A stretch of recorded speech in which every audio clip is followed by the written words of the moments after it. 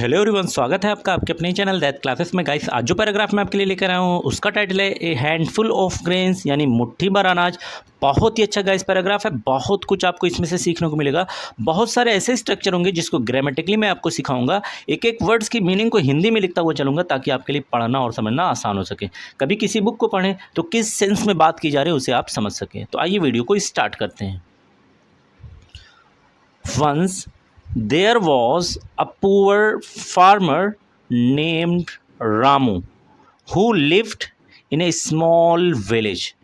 तो हमारी story start हो रही है वंस वर्ड से, जिसका मतलब होता है एक बार या एक मर्तबा भी आप कह सकते हैं। चूँकि ये सेंटेंस का पार्ट नहीं, इसीलिए इसे कॉमा से सेपरेट किया गया, अलग कर दिया गया। There was a poor farmer.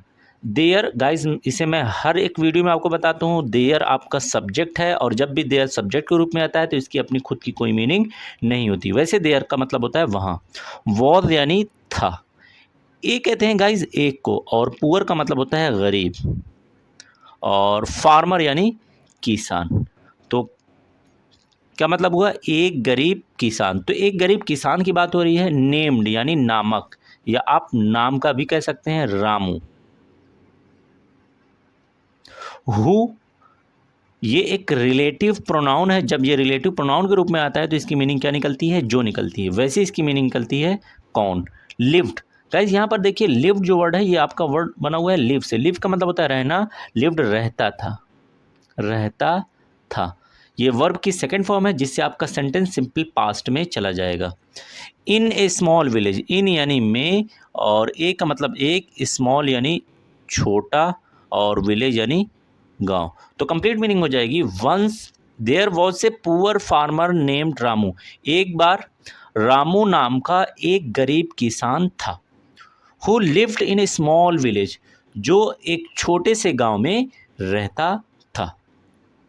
Every year his crops barely grew enough to feed his family. Guys, video में आगे बढ़ने से पहले एक छोटी सी रिक्वेस्ट है, प्लीज़ वीडियो को लाइक कीजिए और चैनल को सब्सक्राइब कीजिए। इससे हमें एक इंकरेजमेंट मिलेगा, एक प्रोत्साहन मिलेगा, जिससे हम आपके लिए और बेहतर वीडियोस को ला सकेंगे। तो एवरी ईयर यानी एवरी का मतलब होता है हर एक, और ईयर यानी साल। तो कह रहा है हर एक साल। अगेन ये इस सेंटेंस का पार्ट नहीं, इसलिए कॉमा से इसे अलग कर दिया गया। हिज क्रॉप्स यानी उसकी फसलें, उसकी जो फसलें हैं उसके बारे में बात हो रही है। बेयरली, गाइस बहुत अच्छा वर्ड है, नोट कर लीजिएगा। बेयरली का मतलब होता है मुश्किल से ही। क्या मीनिंग होती है? मुश्किल से ही। ग्रीव, देखिए यहाँ पर ये ग्रीव जो वर्ड है ये बना हुआ है ग्रो से। ग्रो का मतलब होता है उगना, ग्रीव यानी उगती थी, उगती थी। अगेन सेकंड फॉर्म है तो सेंटेंस आपका किस में चला जाएगा?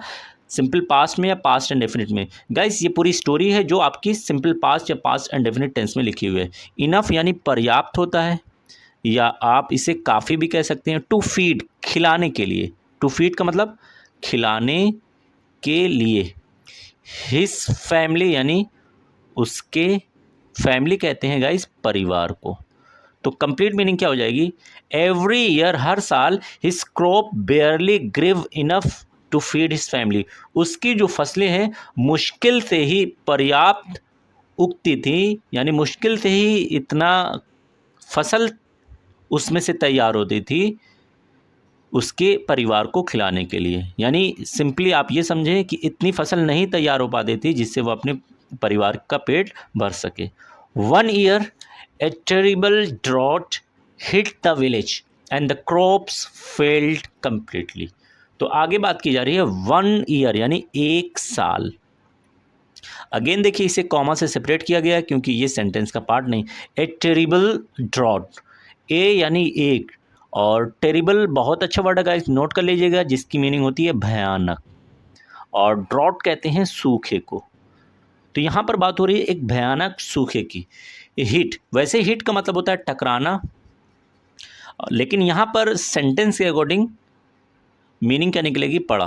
विलेज यानी गांव। एंड की मीनिंग हो जाएगी और। द क्रॉप्स यानी वो फसलें। फेल्ड, फेल का मतलब होता है नाकाम होना, लेकिन सेंटेंस के अकॉर्डिंग क्या मीनिंग निकलेगी? बर्बाद हो गई, बर्बाद हो गई। अगेन देखिए वर्ब की सेकंड फॉर्म है तो सेंटेंस आपका पास्ट एंड डेफिनेट में है, कंप्लीटली यानी पूरी तरह से, पूरी तरह से। ये वर्ड बना हुआ है कंप्लीट से, कंप्लीट का मतलब होता है पूरा।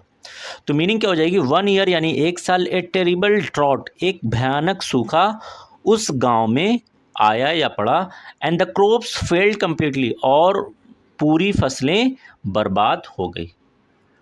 Ramu had nothing left to eat और सेल।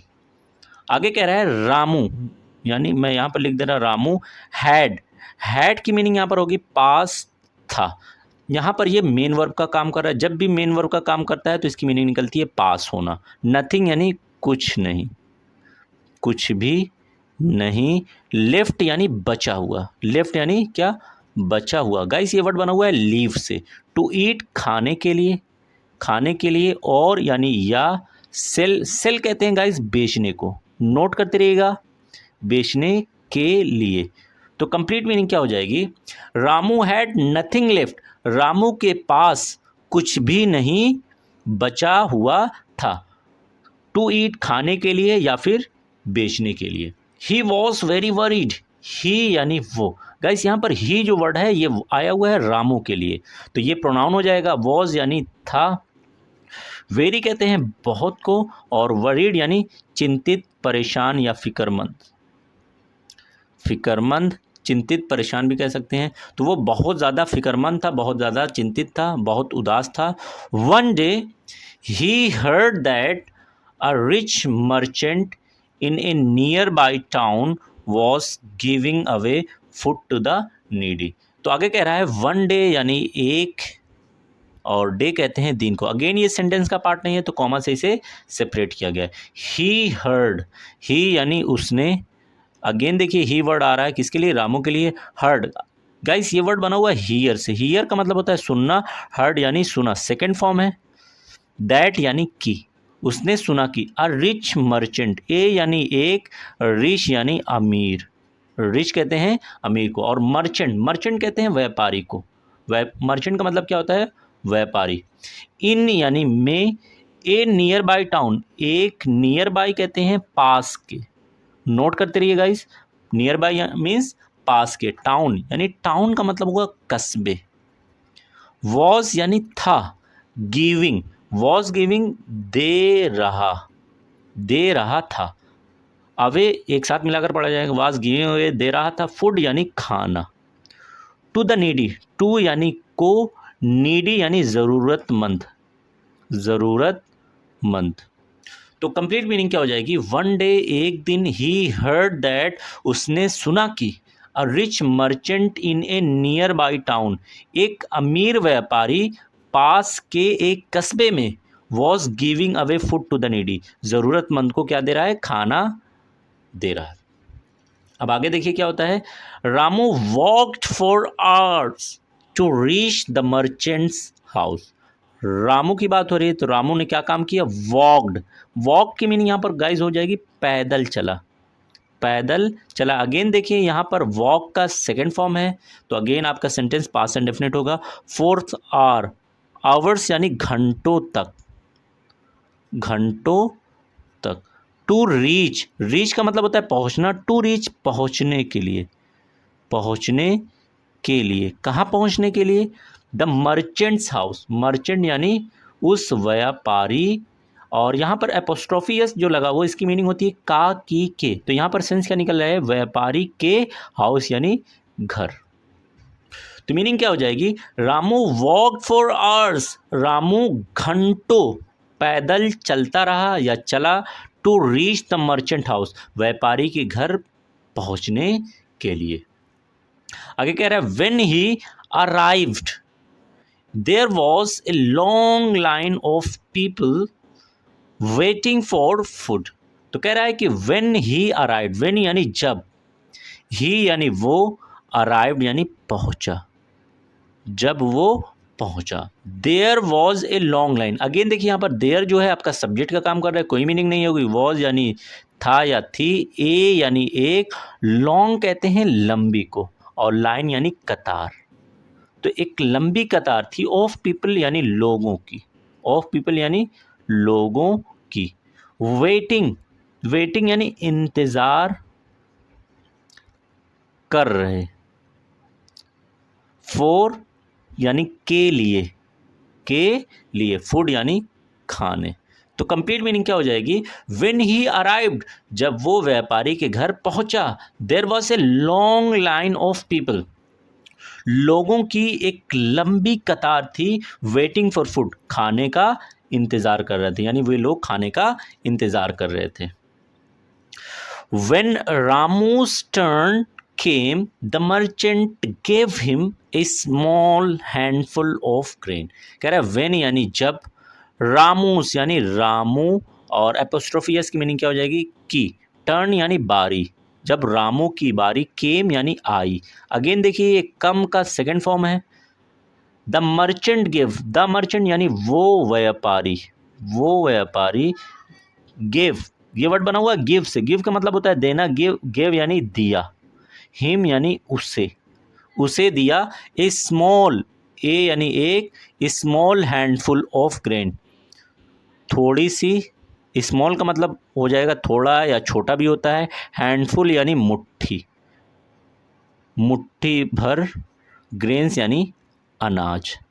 तो मीनिंग क्या हो जाएगी, व्हेन रामूस टर्न केम, जब रामू की बारी आई अनाज लेने की, तो उस मर्चेंट ने क्या किया, gave him a small handful of grain, उस व्यापारी ने उसे एक थोड़ी सी मुट्ठी भर अनाज दिया। अब देखिए आगे क्या होता है, Ramu was disappointed at first, thinking it wouldn't be enough to feed his family. तो कह रहा है कि रामू जो था, रामू वॉज यानी था, रामू था, डिसअपॉइंटेड यानी निराश या उदास भी आप लिख सकते हैं, रामू उदास था, निराश था। एट फर्स्ट का मतलब हो जाएगा पहले, दोनों की एक साथ मीनिंग निकल जाएगी, एट फर्स्ट यानी पहले। थिंकिंग यानी सोचते हुए, थिंकिंग की मीनिंग क्या हो जाएगी, सोचते हुए। जब भी ये जो है वर्ब की आईएनजी फॉर्म सेंटेंस के स्टार्टिंग में आती है तो इसकी मीनिंग क्या निकलती है, हुए से निकलती है। इट यानी ये, गाइस यहाँ पर इट जो वर्ड आया हुआ है ये अनाज के लिए आया हुआ, मुट्ठी भर अनाज के लिए। वुडेंट, यहाँ पर वुड और नॉट दो वर्ड को मिलाकर वुडेंट बना हुआ है, तो वुड आपका मॉडल है, नॉट की मीनिंग हो जाएगी नहीं, और वुड को बी के साथ मिलाकर पढ़ेंगे।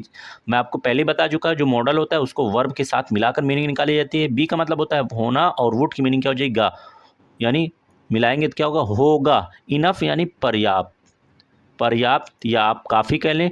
टू फीड यानी खिलाने के लिए, हिज फैमिली, उसके फैमिली यानी परिवार। तो कंप्लीट मीनिंग क्या हो जाएगी, Ramu was disappointed at first, तो जब रामू को एक थोड़ा सा मुट्ठी भर अनाज मिला तो वो पहले क्या था, निराश था। थिंकिंग, सोचते हुए, इट वुडेंट बी इनफ, ये जो अनाज है वो पर्याप्त नहीं है, इतना काफ़ी नहीं है उसके परिवार को खिलाने के लिए। But instead of being upset he thank the merchant and left.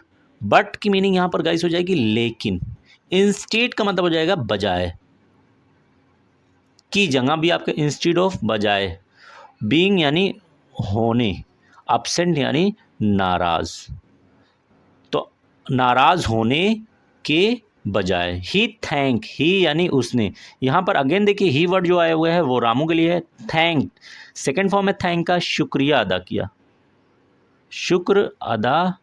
किया या धन्यवाद दिया। द मर्चेंट, उस व्यापारी का। एंड की मीनिंग हो जाएगी और, लेफ्ट यानी ये लीव से बना हुआ, लीव का मतलब होता है रवाना हो जाना, लेफ्ट रवाना हो गया यानी वहाँ से चला गया। तो कंप्लीट मीनिंग क्या हो जाएगी, but instead of being upset, लेकिन नाराज होने के बजाय, ही थैंक द मर्चेंट, उसने उस व्यापारी का शुक्र अदा किया, एंड लेफ्ट और वहाँ से रवाना हो गया। On is way home, on यानी पर, हिज यानी अपने, वे यानी रास्ते, होम यानी घर। तो अपने घर के रास्ते पर Ramu shared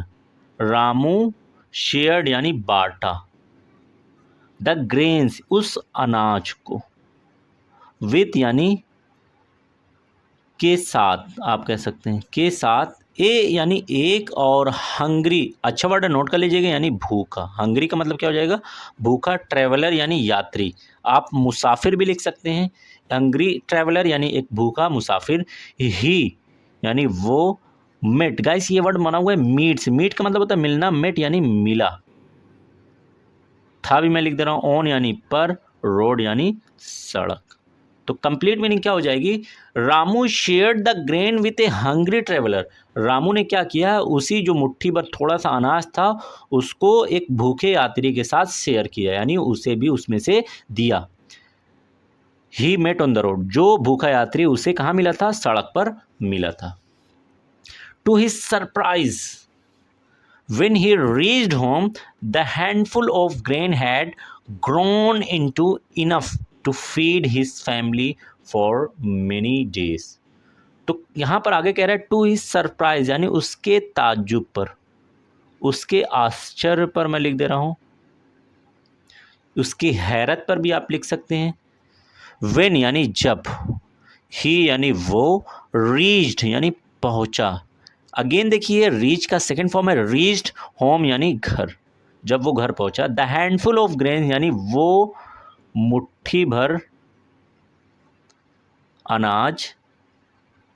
had grown, guys यहाँ पर हैड के साथ ये वर्ब की थर्ड फॉर्म आ रही है। जब भी हैड के साथ वर्ब की थर्ड फॉर्म आती है तो सेंटेंस आपका पास्ट एंड डेफिनेट में पास्ट परफेक्ट में चला जाता है, जिसकी मीनिंग हो जाएगा बढ़ चुका था। हैड ग्रोन उग चुका था या बढ़ चुका था। मैं यहाँ पर लिख दे रहा हूँ उग चुका था।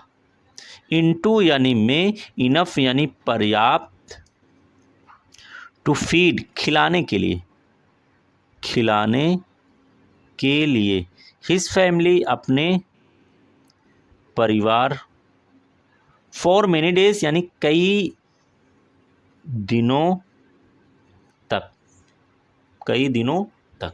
तो कंप्लीट मीनिंग क्या हो जाएगी? When he reached home, to his surprise, उसके आश्चर्य पर, यानी उसे ताज्जुब हुआ देखकर, किस चीज़ को? कि जब वो घर पर पहुंचा। द हैंडफुल ऑफ ग्रेन, वो मुट्ठी भर अनाज, हैड ग्रोन इनटू इनफ, वो इतना पर्याप्त उग चुका था, to feed his family for many days, कि उससे वो अपने परिवार को कई दिनों तक खिला सकता था।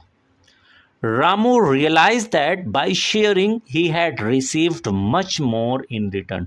रामू रियलाइज एहसास किया, ये अगेन सेकंड फॉर्म है, एहसास किया। दैट यानी कि, बाई यानी से, शेयरिंग यानी बांटने, या बाई की मीनिंग के द्वारा भी लिख सकते हैं। ही यानी वो। अगेन देखिए हैड के साथ वर्ब की थर्ड फॉर्म आ रही है, तो ये सेंटेंस आपका पास्ट परफेक्ट में लिखा हुआ है, लेकिन अकेली अगर हैड आती तो इसकी मीनिंग पास्ट था निकलती। हैड रिसीव्ड हासिल कर चुका था, मच मोर बहुत, और मोर यानी ज़्यादा, इन रिटर्न यानी बदले, और इन की मीनिंग क्या हो जाएगी? में। तो मीनिंग क्या हो जाएगी? रामू रियलाइज दैट, रामू ने ये एहसास किया कि बाय शेयरिंग यानी बांटने से, जो भी चीज़ें हमारे पास है उसको बांटने से, ही had received much more in return, बदले में और ज़्यादा मिलती है। हम ऐसा सोचते हैं कि हमारे पास थोड़ी सी चीज़ अगर हम ये किसी को दे देंगे तो हमारे पास क्या बचेगा, लेकिन यहाँ पर हम देख रहे हैं कि हम जब हमारे पास जो चीज़ें होती हैं जब उसे हम बांटते हैं तो उससे हमारे जो वेल्थ है, जो दौलत है, उसमें कमी नहीं होती बल्कि और दौलत बढ़ती है। Thanks for watching this video.